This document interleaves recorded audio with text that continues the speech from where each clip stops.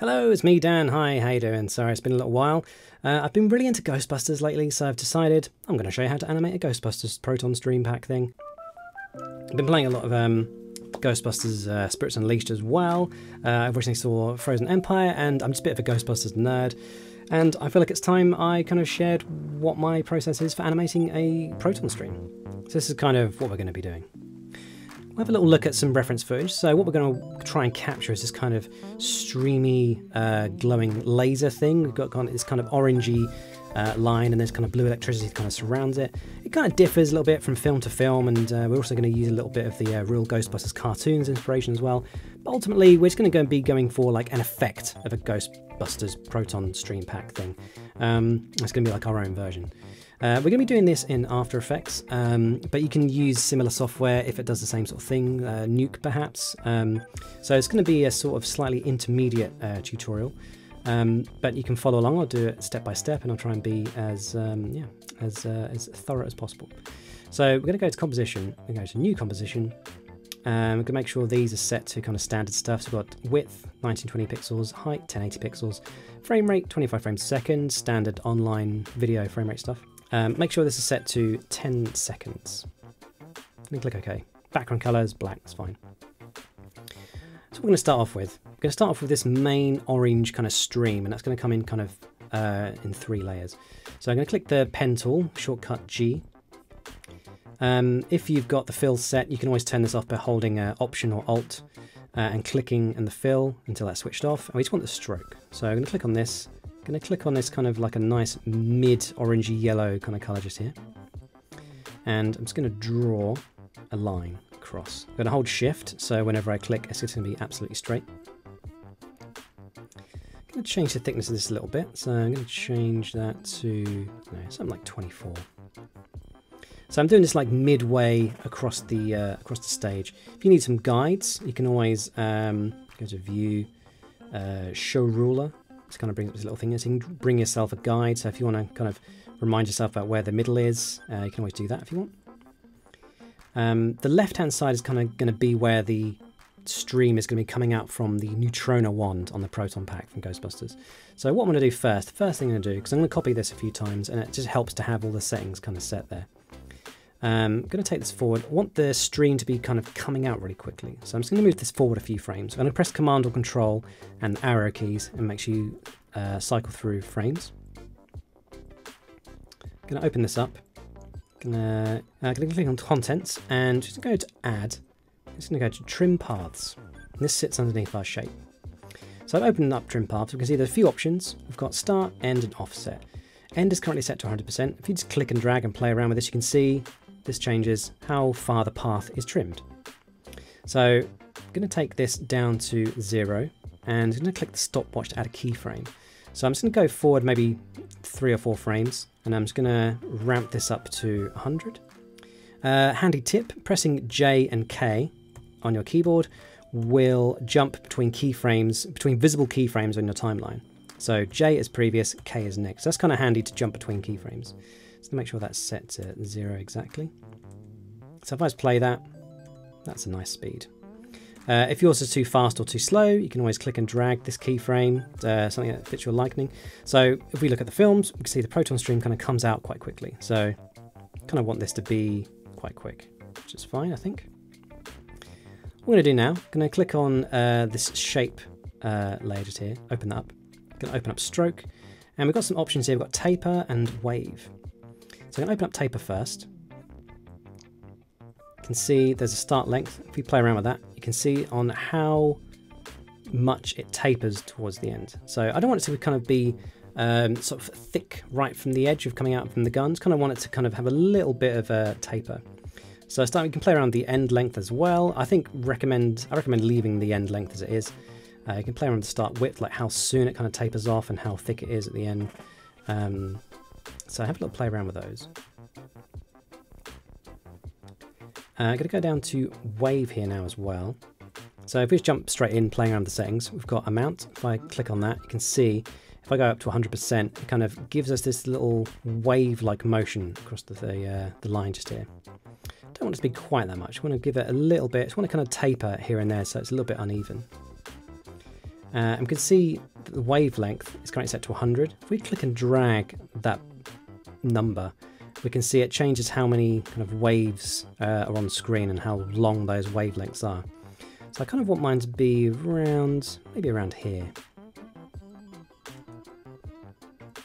But what I want is this to kind of undulate slightly. I want this just this general undulating animation to underlie the whole thing, just to give it a little bit of extra movement. So we can see if we play around with the phase settings here, just click and drag those numbers. If we drag to the left, it kind of has this phasing motion going to the right hand side here. So what I'm going to do, I'm just going to take my playhead back to the start, click on the phase stop wheel. We can just set this back to 0 again. And I'm going to take my playhead to the end of the timeline, and I am just going to drag this off to the left so it moves all these this motion to the right. Little tip, if you press shift and drag these numbers, that will move those parameters quicker. So I'm just going to take it back to the start and play it. I'd like this to be slightly quicker, so I'm just going to press K to jump to that next keyframe at the end, and then just drag that across a little bit more. If you want to drag, this is the increments through a cycle, but you can change the whole number of cycles just here as well. So I'm just going to click on that and press maybe -11, and then see. Yeah, that's about right. So the stream kind of glows from within, and we're going to want to kind of try and capture that as well. So I'm going to click on shape just here, make sure shape is selected. I'm going to press Command or Control D to duplicate. And you can name shape layers as well. So I'm going to click on shape 1, just press enter to initiate to the name change. And I'm going to click, type yellow. I'm going to click on shape 2, enter, and this is going to be white. So it's going to open that up. Going to open up stroke options. It's going to press the full stop key to zoom in and the comma keys to zoom out, so you can use that to zoom in and out. I'm going to change this to white, so I'm just going to click on that color box, change it to white here. I'm going to change the stroke width, so it's kind of white within. And I want this to be really tapered, so I'm going to open up the wave option on the white layer and just change that amount to maybe something like 80 or 90. So it's like extra thin in there. And because we've copied that particular layer over, we've got the same animation keyframes already, so we haven't got to change anything.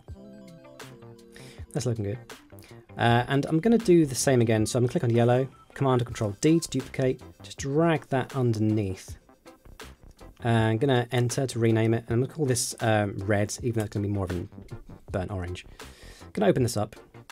I'm going to change the stroke color, so I'm just going to change this to like kind of a burnt orange around here.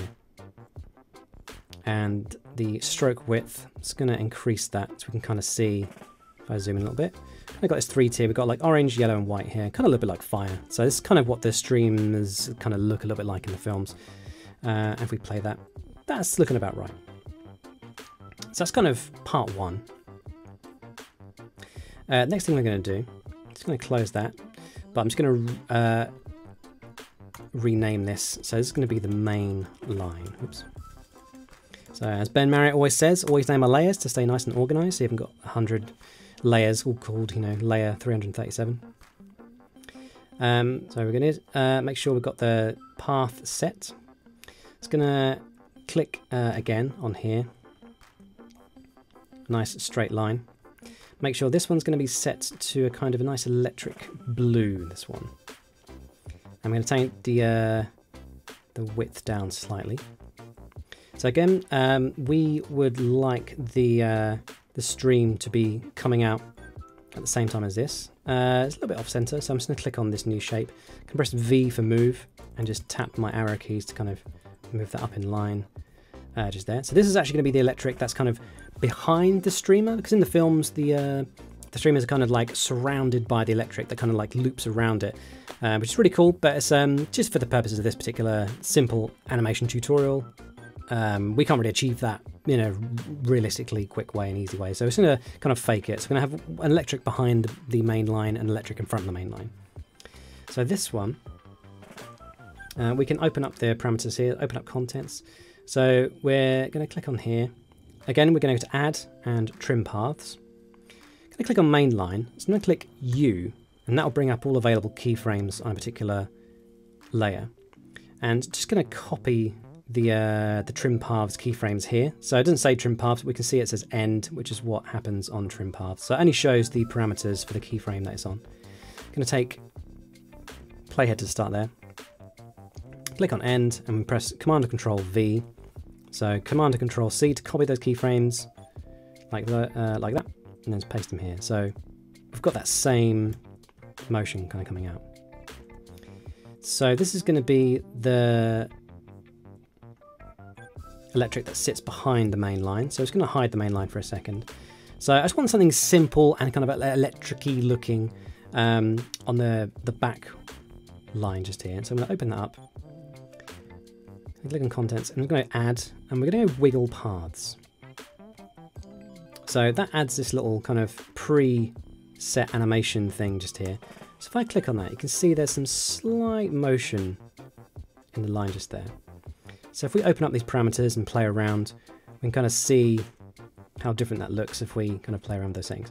So at the moment this looks kind of jagged, so we're going to change the points here from corner to smooth. So that's much smoother. The size is kind of like the amplitude, like how big that wiggle is.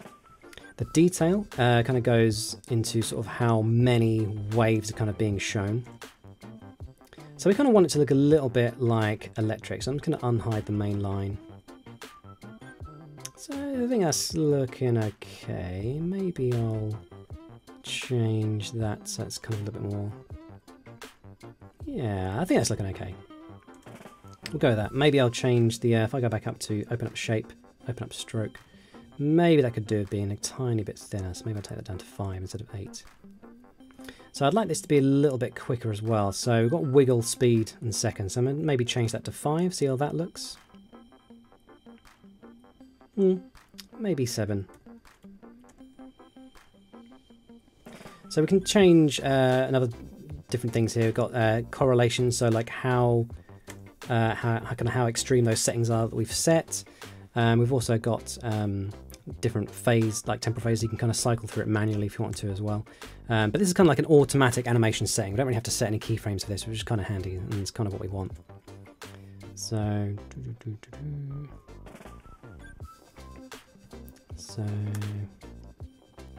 yeah, maybe a bit bigger. Yeah, something like that looks pretty good. Cool, so we've got the main line, we've got the back electricity. Now we want some electricity on the front as well. So I'm just going to collapse these for a second. I'm going to go to Layer, New, and Adjustment Layer. So under Effects and Presets, if you can't find this, by the way, you can always go up to Window. So if it's missing, go to Window, Effects and Presets. So we're going to look up Lightning. There's a couple of lighting options. We've got obsolete, we've got advanced lighting. So if I click on that, this is kind of really cool at generating like a static image, but I'm not kind of familiar enough at the moment with how this thing animates. So it's kind of like not particularly great for our needs right now. So I'm actually going to use an obsolete setting for lightning. So I'm just going to make sure the adjustment layer is set here. Double click on obsolete lightning. Just going to hide the other layers just so we can see what's going on for a second. So this is pretty good at just generating some really kind of rough lightning looking animation, just kind of like generating it again, a little bit like the wiggle paths. So we haven't got to animate anything just yet. So the first thing to do is make sure this is the same width across the stage, because at the moment it's just kind of here. So there's a couple of ways you can do this. You can click on the start point on the lightning settings just here, and you can like change that manually. You can also change the numbers, so that's the start point. The end point, you can kind of click and drag the X numbers just here. So you can click and drag that. You can also just kind of click and drag the end point in the canvas as well. So now we've got the lightning going across the whole screen. So if I kind of add this on with what we've got here. It's getting there, it's getting there, it's looking pretty good. So you can play around with all these different things. You've got different segments, so like kind of how lightning-y it is. The amplitude again, so like how kind of crazy on top that is. I don't think we'll need probably anything quite that extreme. So amplitude we can probably bring down a little bit. Detail level, so like kind of how detailed it is. It's fairly straightforward. Branching is how many times the lightning kind of branches off, so you can kind of feel free to play around with these. This is up to you ultimately, you know, I'm not going to tell you exactly what to do, just kind of this is what my process is. Rebranching is how many branches come off of those main branches. We've also got the speed, so if we play around with this, if I up this to 20. So I think that's kind of, that's lightning-y enough if we kind of look at that reference and stuff. So this kind of sits on top. You can kind of see that the current blending mode we've got here, a little bit similar to Photoshop, it's currently set to add. If we change that, for example, to normal, we can see that kind of just sits on top, whereas if we change add, it kind of makes it a little bit see-through, changes how it blends with the layer underneath.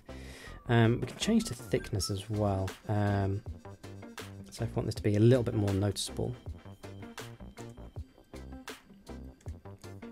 You can see here we've also got outside and inside colour, so the white is currently sitting inside. If we click the pipette tool and change that to the same blue we've got, we can see it kind of makes that a little bit more solid as a thing. So we can kind of, you can change this around a little bit. So I don't want it to be white, but maybe I'd like it to be slightly different colour.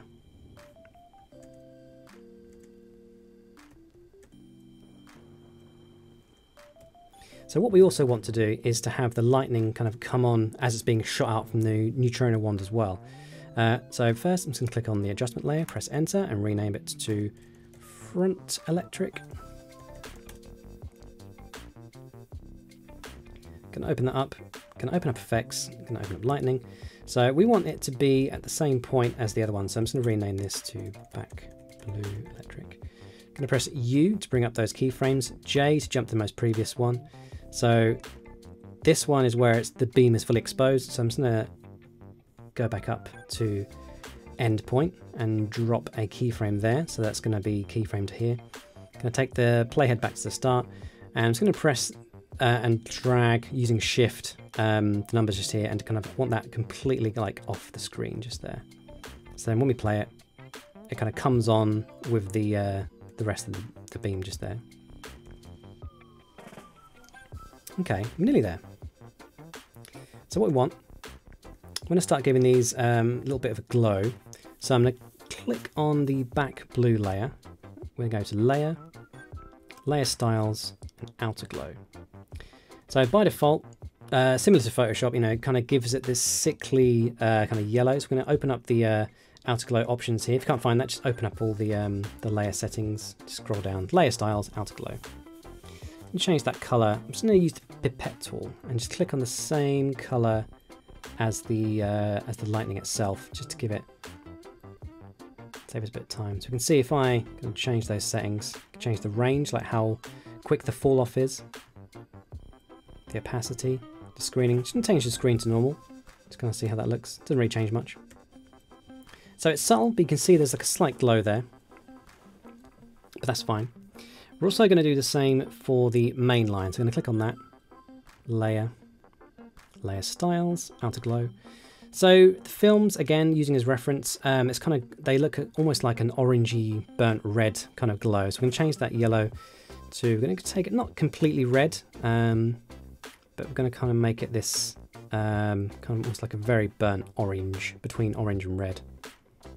And change the opacity to 100. Just play around the size and everything, so we can kind of see, if I zoom out using the comma, it's already starting to look a little bit nicer. So we've got that nice glow there. So feel free again to change if you want that fall off to be a little bit less, and have the actual size, the radius of that glow to be a little bit more. So if we go to our front electric layer and then go layer, layer styles and outer glow, you'll notice that there isn't a glow appearing on the electric just here. It's because the adjustment layer itself is considered the layer, so the glow effect isn't really working properly.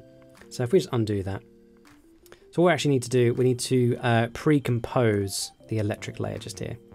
So we're going to right click, make sure the front electric is set, right click and go pre-compose, and what we're going to do, we're going to move that layer into its own composition that sits within this main one. So front electric comp 1, that's fine. So just make sure, it might say this, leave all attributes in comp 1. We're going to go to move all attributes into the new composition. And we can see it's now kind of moved this into its own thing. It's changed the blend mode, so kind of it's sitting on top again. So we just need to change the modes here. If you can ever find these, if your options on the layers just looks like this, in the bottom left here, some icons to kind of click on to kind of see some additional options for blending modes and track mats and stuff. So I click on the layer blend mode here where it says normal. I'm going to change that to add. That'll put that nice kind of add blend mode on top again. And then if we click on that now comped layer, go layer styles, out glow, we can see we can now add a glow to that specific electric layer. So it's going to do the same sort of thing as the back one. So let's give that just a nice subtle glow. Cool, we are nearly there. So they've got some rough glows on. We are going to add, so layer, new adjustment layer. So what we want is that kind of undulating wave-like motion that the streamers seem to have in the films. And we're going to achieve this by going to Effects and Presets, and we're going to type in Wave Warp under Distort. So you can see the default options has this set to wave height of 10 and wave width of 40. Kind of just animates very slowly across the screen. That kind of gives it this wavy thing. So that's not what we want. So we're going to change that a little bit. We're going to change wave height. Something a little bit like that. But it's the width we want to change really. So it's currently set to 40. Again, I'm going to hold Shift and then click and drag this number to really push that out. So I want it to be quite wide like this. So if I play this now, we can see there's this kind of this nice undulating effect that's affecting all the layers underneath that adjustment layer, which is kind of what we want. But you'll see that the left hand side, we want this to be where you shoot it out from the gun, right? So we want to pin the wave effect on the left side. So we're going to go to pinning. I'm going to click none and go to left edge, and then we'll see that this kind of stays on the left side now. So it just kind of comes out that way. So let's play that. So it's looking okay, but we want that to be a little bit more extreme. So we're going to maybe change the height a little bit more, change the width. And the thing as well is that this is all going to look very linear. Like we can kind of see that it's just kind of coming out like that. So brr. So what we want to do, we're going to kind of layer up these wave effects as well. And also I want to make it a little bit quicker. So I'm going to wave speed. I'm going to go type in 3 and see how that looks. So that's a little bit better. I'm going to make sure on effects controls up here, I'm going to click on wave warp, I'm going to press Command or Control D to duplicate effects. We're going to layer up these wave effects. So going to change the wave height, make that a little bit longer. I'm going to press Shift and click the wave width and make that really long. So if we look at that now. So again, we've got the starts of something that's looking like a Ghostbusters streamer. But what we're actually going to do eventually, we're going to kind of keyframe all these different options so it just breaks it up to make it look a little bit less linear and more kind of organic. So I'm going to play around first with the wave widths. So maybe that's a little bit too wide. So if I change that a little bit and make that go down. So if I also change the speed, lower the speed of that, the second one. So we can see it's starting to look a little bit more like the one from the movies and everything. But we can change that even more. So if I do another wave warp, duplicate that. Maybe if I make that a little bit shorter, a little bit smaller, and change the speed to 1. So we're really starting to get kind of a sense of something like different kind of going on here. So I'm just going to rename this adjustment layer to wave warp as well. So what I'm going to do, I'm going to click on here and I want to I'm going to type in the word height. So anything with the word height in, the parameters will come up under that effect. So we can keyframe these particular things. So I'm going to click on the stopwatch at the start of the timeline here. So just to make this even more organic, we're going to kind of play around with the wave heights throughout the animation as well. So maybe that initial wave warp is going to be higher. Maybe the second one can be a little bit lower, and then maybe this one kind of changes as well. So then it just gives us a chance to kind of really play around with these things. So maybe we'll take this back to 50. Maybe we'll take this up to 1200. Maybe not 1200. Maybe we'll take that down to 400. Maybe we'll take this down to 35. So you can see it's like just looking a little bit more organic. And you can also copy and paste these keyframes as well. And we can also just kind of move these around just to make it a little bit less linear and just totally a bit more random. So you can kind of see it's looking a little bit more like kind of the erratic kind of electric that comes out from the proton guns. And we can do the same thing with width as well. So we can kind of go to the start, we can keyframe these 3 options on the wave warp. We can kind of change these up a little bit.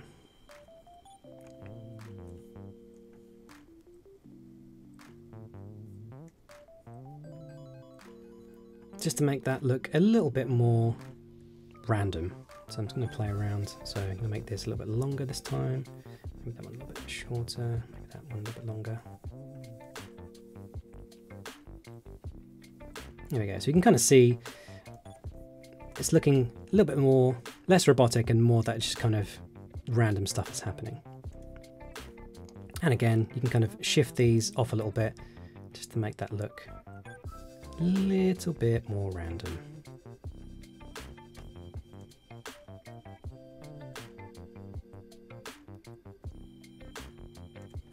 So, one more thing I want to do, I'm going to go to Layer, New Adjustment Layer. I'm just going to add an additional glow on top of everything. So it's going to take us to the middle here. So we're going to go here, I'm going to type in glow, and we go to Stylize and Glow, double click that. And this is something we need to play around with as well. So on the options here, so glow threshold is how much of this thing on the canvas is going to make glow. So if I take that right up to maybe even 100%, and just kind of, if I click this little button here, this will turn off the effects on our canvas. We can kind of see just how that's happening. So that will add a glow to everything and just kind of lift it up a little bit more. We can change how far that glow radius is. We can change how intense it is as well. So this is something that will kind of be up to you on how kind of much like the film you want to make it look. So again, kind of gives that a little bit more kind of a proper dangerous electric glow. And again, you know, you can change any of the options underneath this. So, you know, if I even hide that, you've got just that particular bit. You can hide all the other things.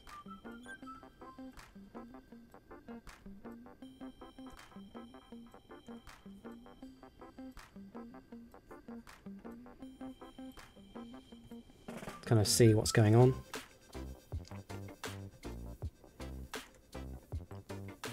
So you can play around with all these sorts of things. You know, you can always change the colors eventually if you need to.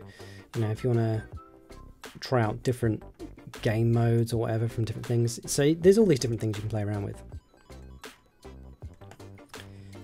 One thing you could also add as well, if you go to, so let's just change this to glow. We can always add in, go to adjustment layer, we can add in a lens flare. So generate lens flare. Click and drag that at the start. So lens flare only works on stuff that's solid. So at the moment we've got a black background, but that's just the canvas background. So the lens flare is only really working on stuff it can see. So we need it to see a background as well. So if we go to Layer, New and Solid, and make an actual solid background, chucks it on the top by default, just click and drag that underneath. So now we can see the lens flare is working properly because the it can actually see stuff to apply the effect to. So we want this lens flare to be, I don't know, we kind of don't want it to be on the whole time. Let's click on that adjustment layer, so we'll call it lens flare. We can change the flare type, so different lenses give different effects. I kind of like the prime ones, it's kind of light like that. We could, if we want, add an expression, but I don't want to complicate things too much just now. So we're going to just change, we're going to go to the start of our timeline. Just open up the effects, go to flare brightness. Just going to change that down to 0. And then we're going to keyframe it coming on with the Proton pack. So maybe we can have that go up to like 125 at the start. And then we're just going to type in some random numbers and just kind of change the parameters. So I'm going to change the flare brightness down to 50 after a few frames, maybe take it up to 75, go along, maybe change it to 40, go along, maybe change it to 100. So we're going to kind of get this nice, so we're in control of the how bright that flicker is, because if we had an expression, it's kind of a little bit erratic right now, so we can always cover that in future videos using expressions and everything. So I can use that a little bit closer together. Once you've got something that kind of looks quite good going on, you can then just copy and paste those keyframes along the whole thing and just copy and paste more and more. So not looking quite how I want it to, so I don't know, that might take some tinkering on your end to kind of play around with. Yeah, that'll do. You can always spend a bit more time tinkering around with that effect if you want. And that's pretty much it. This is how I would achieve the Proton pack stream effect. So I'm not still entirely convinced of that, so I'm just gonna... Yeah, and that is pretty much it. If you want to add a sound effect, you can always find Proton stream sound effects on YouTube. I think there's that sound effects guy. I tend to like his stuff. Add that on top, and then there we have it.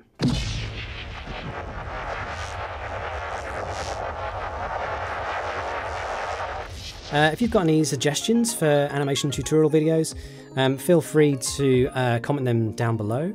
This video was funded by my patrons. My Patreon page is here.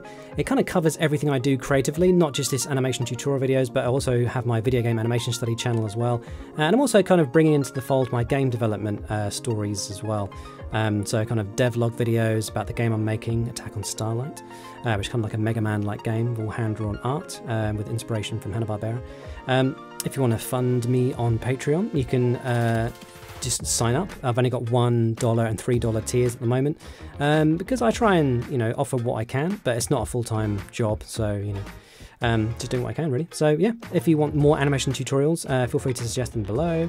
You can support me on Patreon. Other than that, I'll see you next time. Cheerio. Don't forget to save.